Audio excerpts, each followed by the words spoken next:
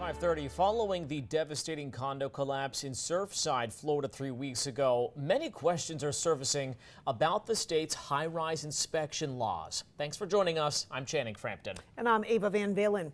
Our investigative reporter Katie LaGrone takes a look at how we compare to other states and why engineering experts say preventing a similar catastrophe does not boil down to just passing new laws.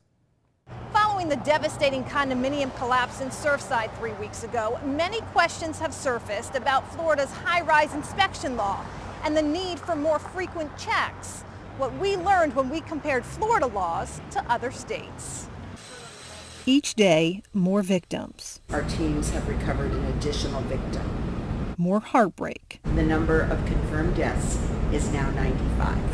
Each day, more devastation. We've now moved over 18 million pounds of concrete and debris. More questions. Why this building collapsed. And possibly, we're very methodical with our process, what we're doing. More reasons why. Are we good when it comes to building inspections? Are we not so good? Well, if you consider basically 0 inspections that are required good, then I guess we're good. But the reality is we're pretty bad. Eric Glazer is a South Florida-based condo attorney with a condo blog and condo law radio show. In Florida, other than a 40-year recertification adopted just in Miami-Dade and Broward County, Glazer says there is no requirement for high-rise inspections at all. The building is built by a developer. They get their certificate of occupancy, and in some counties it may never see a building official again.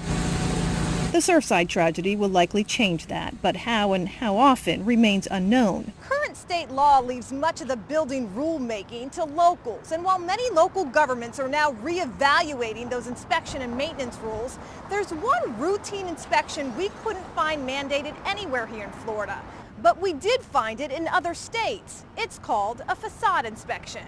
A probe into the exterior wall of buildings, often first to show signs of abuse from weather and water. Facades inspection is to find things that are generally overhead, fall hazard, or a danger to the public.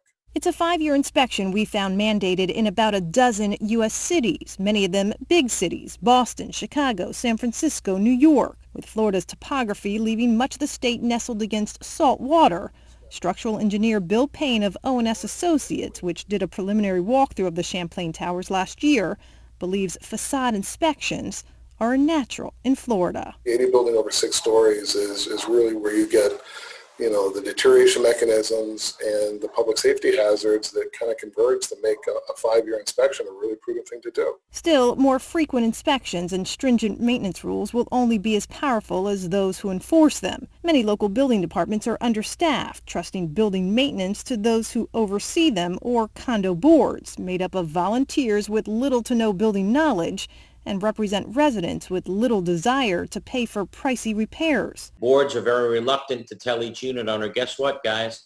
Here comes a $50,000 special assessment or more.